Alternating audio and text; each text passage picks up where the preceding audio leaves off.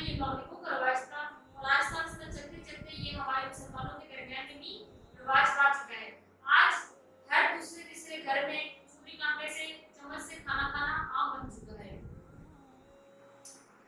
لیکن آپ صلی اللہ علیہ وسلم نے اس بارے میں کیا کہا ہے؟ تو ہم نے دیکھا کہ احادیث میں آپ صلی اللہ علیہ وسلم نے کئی جگہ یہ بتایا ہے کہ چھری کانٹے سے کھانا کھانا درست نہیں ہے اور بعض جگہ پہ آپ صلی اللہ علیہ وسلم نے خود چھری کانٹے کا استعمال کیا ہے. لیکن جہاں